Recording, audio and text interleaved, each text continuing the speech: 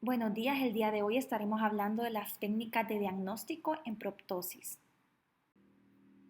La proptosis se define como un desplazamiento anterior del globo desde su posición normal de la órbita. La órbita es un área única, repleta de numerosas estructuras vitales que se encuentran delicadamente en equilibrio dinámico.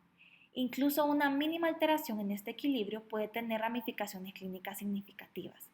Una amplia variedad de procesos patológicos pueden afectar a la órbita, como inflamaciones, infestaciones parasitarias, alteraciones metabólicas y endocrinas, anomalías vasculares, tumores primarios y metastásicos. Esto es dependiendo del grupo de la edad y otros factores predisponentes. Los tumores orbitarios comunes que se encuentran son hemangioma cavernoso, adenoma pleomórfico lagrimal, meningioma, quistes dermoides, glioma del nervio óptico y linfoma. Y la afectación parasitaria de la órbita, especialmente la cisticercosis y ocasionalmente el quiste hiatídico. Las alteraciones endocrinas como la disfunción tiroidea podría tener alguna de sus primeras manifestaciones en la órbita y sus anexos. En la primera imagen podemos ver un paciente con oftalmopatía tiroidea con exoftalmo bilateral. En la segunda imagen, una fotografía de un paciente que muestra proptosis del ojo derecho con marcado desplazamiento del globo hacia abajo y hacia afuera. Y en la tercera imagen, un niño con proptosis de inicio agudo en el ojo derecho que es sugestiva de una neoplasia maligna orbitaria. En un caso de proptosis, como en cualquier otra situación clínica, el estudio diagnóstico comienza con una anamnesis y un examen clínico cuidadoso. El grado de proptosis se cuantifica realizando una exoftalmometría. El instrumento más utilizado es el exoftalmómetro de Hertel, en el que se registra la posición de una superficie corneal anterior, tomando como punto de referencia el borde orbitario lateral. Una lectura absoluta superior a 21 milímetros o una diferencia relativa de más de 2 milímetros entre los dos ojos se utiliza como valor de corte para diagnosticar la proptosis. Algunos de los parámetros clínicos importantes a tener en cuenta son la lateralidad, la dirección del desplazamiento del globo, las características de la masa si éste es palpable, el estado visual y la evaluación del segmento posterior. Se dispone de un gran número de técnicas diagnósticas para la evaluación de un caso de proptosis. Sin embargo, como principio general, se debe seguir un enfoque gradual al emplear estas técnicas, comenzando con las menos invasivas y pasando a las más invasivas, solo si está indicado. También debería poder distinguirse qué grupo de investigaciones sería pertinente en un caso particular. Las técnicas no invasivas incluyen los estudios de imagen, que son la piedra angular para llegar al diagnóstico en un caso de proptosis. Las técnicas invasivas están dirigidas principalmente a los esfuerzos por llegar a un diagnóstico tisular, lo que implica la recolección de tejido y someterlo a pruebas histopatológicas de rutina y especializadas. Entonces tenemos los estudios de imagen, los análisis de sangre, las biopsias y la patología, que vamos a ver cada una de ellas más adelante. Vamos a ver las técnicas no invasivas, las técnicas de imagen, que tenemos la radiografía estándar, la ultrasonografía, la tomografía axial computarizada, la imagen de resonancia magnética, la venografía orbitaria y la arteriografía orbitaria. Las radiografías estándar de la órbita eran una técnica de imagen útil para el cribado inicial antes de la llegada de la tomografía axial computarizada. Son valiosos para demostrar cambios óseos y en particular fracturas y cuerpos extraños en la órbita. Se pueden obtener vistas especiales del agujero óptico para visualizar un agrandamiento que puede indicar tumores apicales. Hay una variedad de vistas de la órbita que se pueden solicitar, cada una de ellas con sus beneficios específicos. Estas incluyen la vista de Cadwell, que es la vista general, la vista de Waters, que es la vista orbital, la vista de Rees, que es el agujero óptico, y la vista lateral o la vista axial basal, que son de los senos paranasales. Los hallazgos importantes a tener en cuenta incluyen el agrandamiento orbitario, que puede ser por un trauma o por un tumor benigno, la erosión de la pared orbitaria, que puede ser una patología benigna, la destrucción de la pared orbitaria, que puede ser una patología maligna, la calcificación, que puede ser por flebolito, meningioma, carcinoma de glándula lagrimal o retinoblastoma. La hiperostosis, que puede ser por meningioma o por enfermedad de Paget, por enfermedad osteoblástica maligna secundaria, por displasia fibrosa. Puede haber también agrandamiento del agujero óptico, que puede ser por un glioma del nervio óptico o un meningioma, y agrandamiento de la fisura orbitaria superior, que puede ser por un aneurisma o un tumor con extensión posterior. La ecografía es una herramienta rápida, no invasiva, para la evaluación de lesiones orbitarias que causan proptosis. Proporciona información útil sobre las características de la lesión e incluso puede confirmar el diagnóstico. A pesar de ser inferior a la tomografía computarizada y a la resonancia magnética para presentar la pared ósea, el ápice orbitario, los senos adyacentes y los compartimientos intracraneales, se puede decir que la ecografía es una mejor modalidad de imagen para la detección de cambios útiles de los tejidos blandos dentro de la órbita y la diferenciación de los movimientos extraoculares.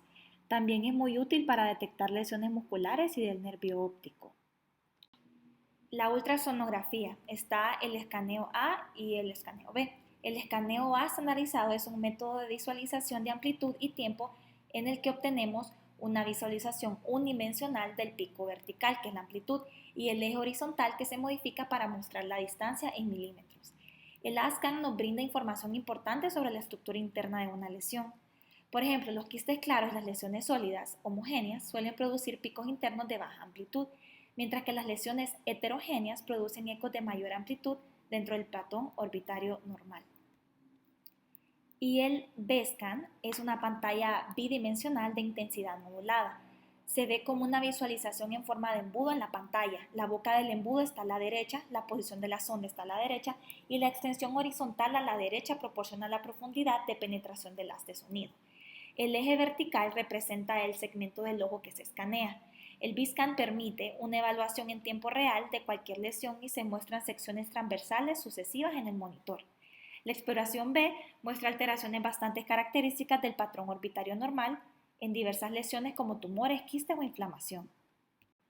La tomografía computarizada es una de las investigaciones más importantes en un caso de proptosis, ya que brinda detalles anatómicos por excelencia. Ha revolucionado el tratamiento de los trastornos orbitarios y es valioso para delinear la forma, ubicación, extensión y características de las lesiones de la órbita.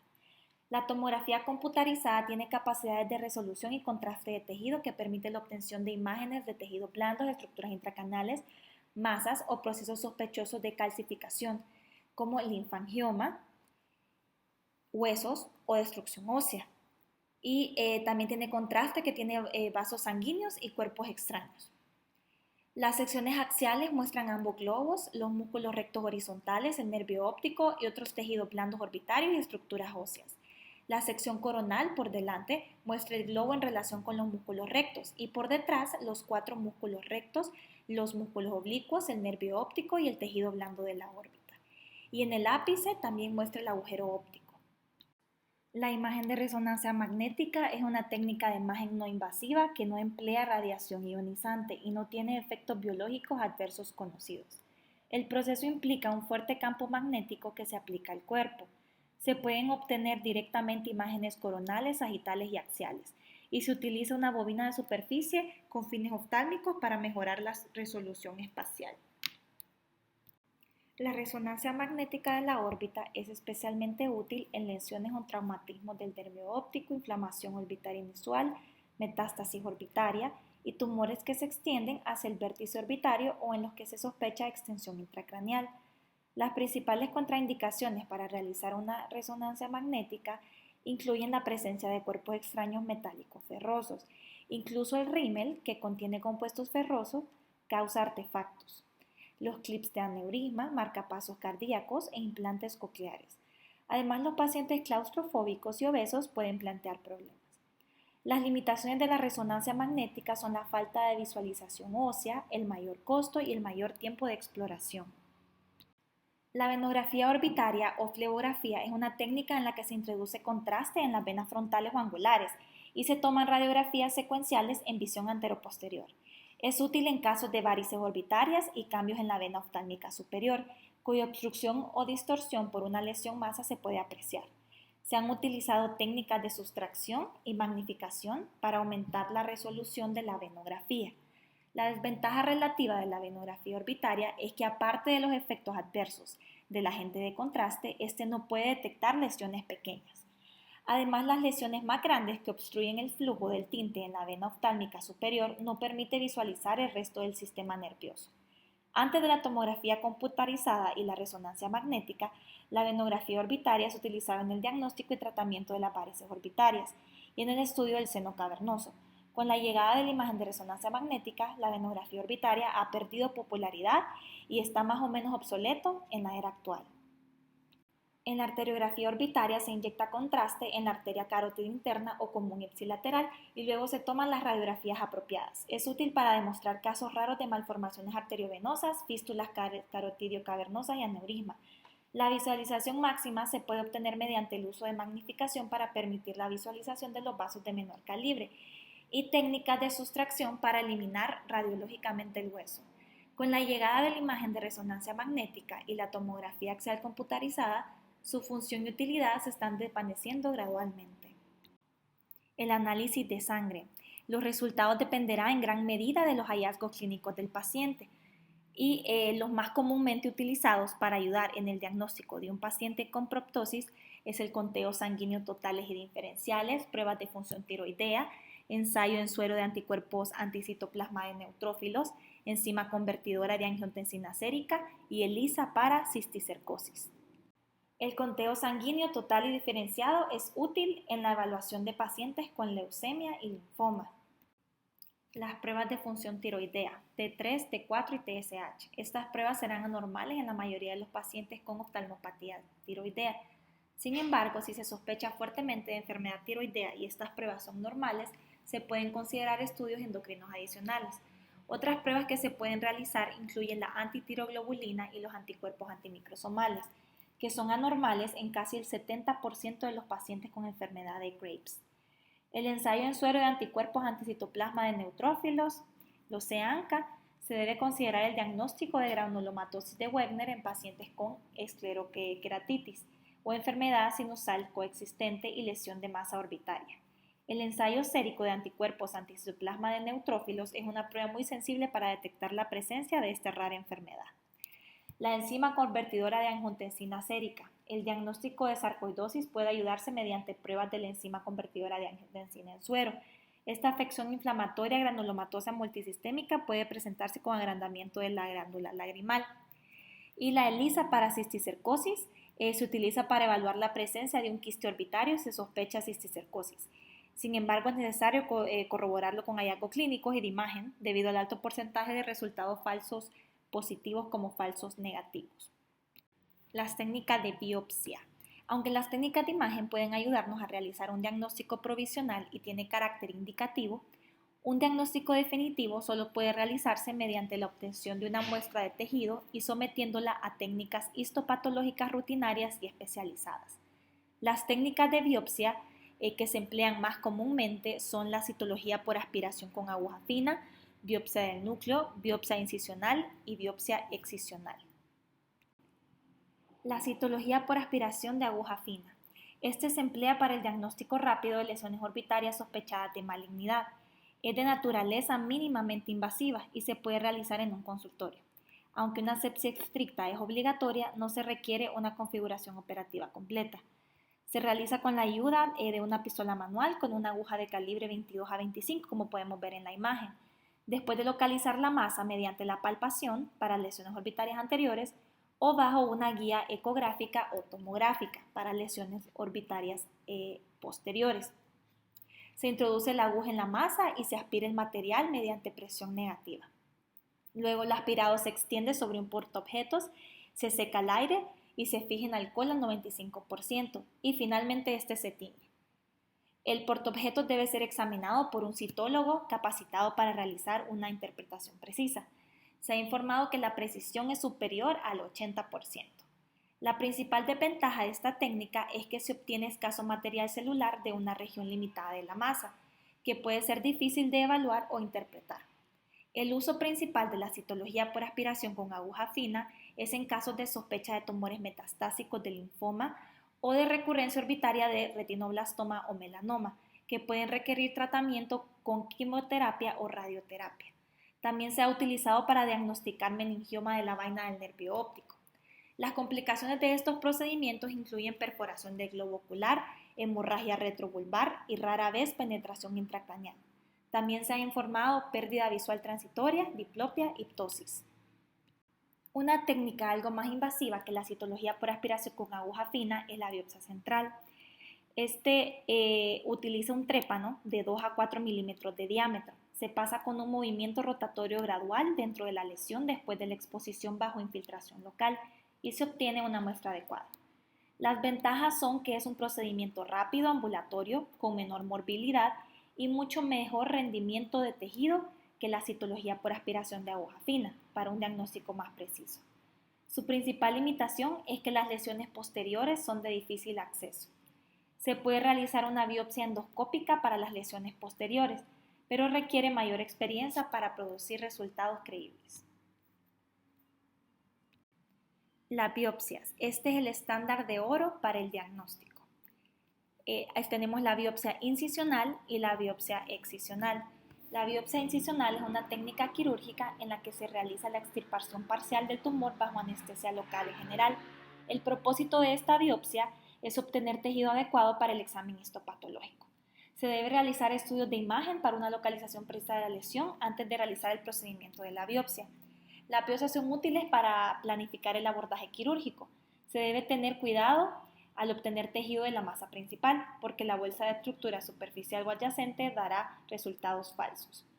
Las imágenes y las investigaciones de apoyo ciertamente ayudan a establecer un buen diagnóstico diferencial, pero a veces se establece un diagnóstico definitivo solo después de la extirpación completa de la masa y someterla a histopatología.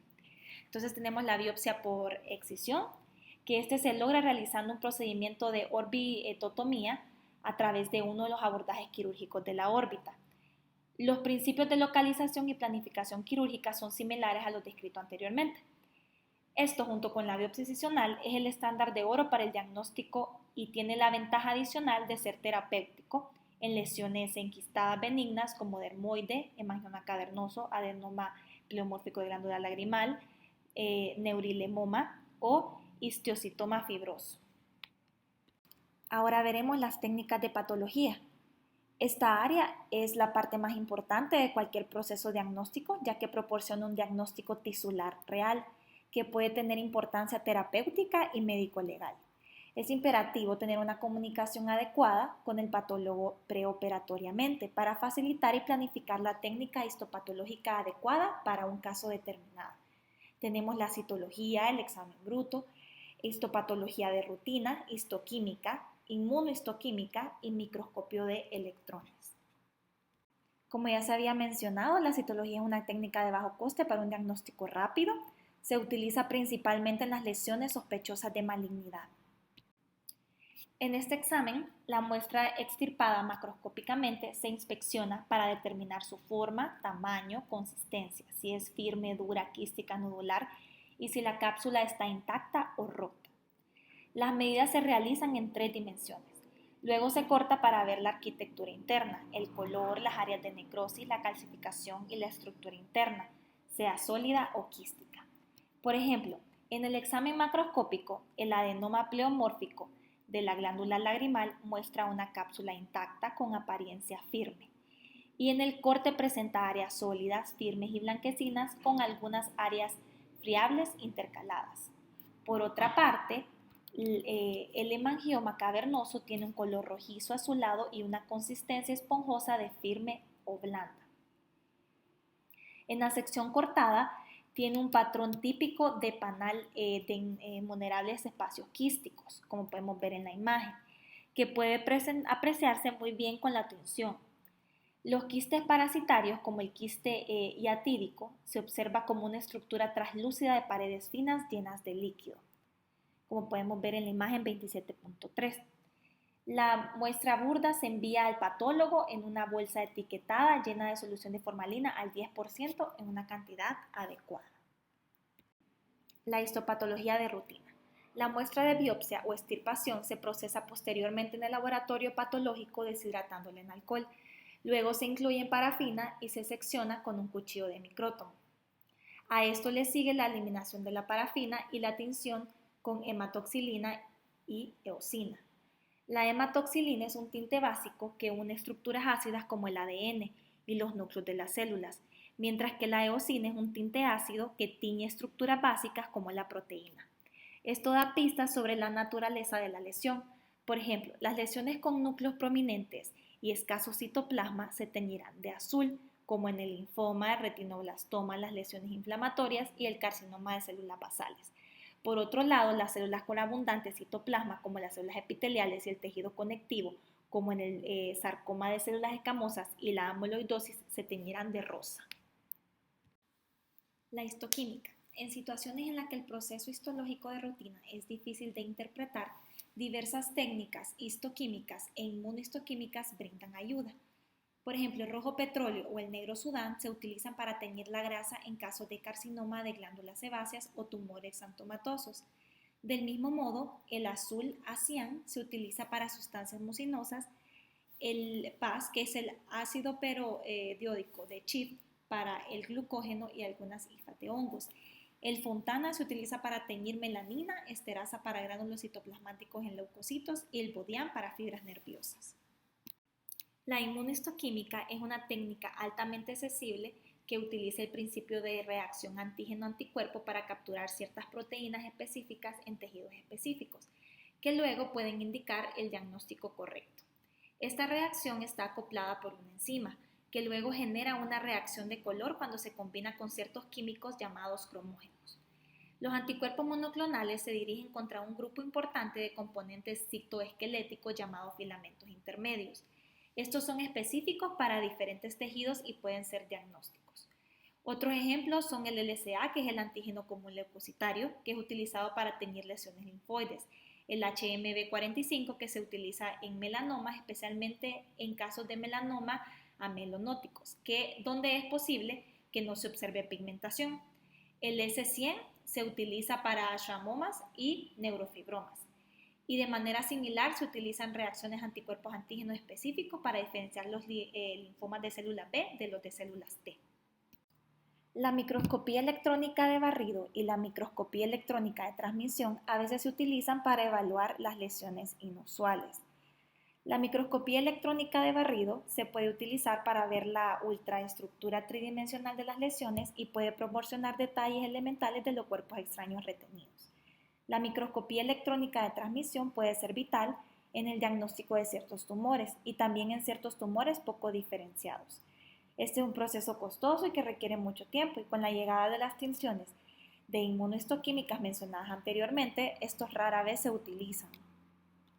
Una vez que se ha determinado la causa inicial de la proptosis, a menudo es necesario realizar investigaciones adicionales para determinar el alcance total de la patología. Esto es particularmente cierto en los casos en los que se descubre que la causa de la proptosis es un tumor. Por ejemplo, los pacientes con tumores hematológicos y linfoproliferativos requieren las siguientes investigaciones adicionales, como radiografía de tórax, recuento sanguíneo, electroforesis de inmunoglobulinas séricas, aspiración y biopsia de médula ósea. También gamografía ósea, gamografía de hígado y vaso y tomografía computarizada abdominal y pélvica. El diagnóstico de un caso de proptosis requiere un abordaje sistemático mediante una evaluación clínica adecuada junto con técnicas de investigación adecuadas. Si se utilizan de forma eficaz, esas técnicas pueden guiar al médico para lograr un diagnóstico preciso y un tratamiento óptimo en este campo bastante desafiante. Muchas gracias por su atención.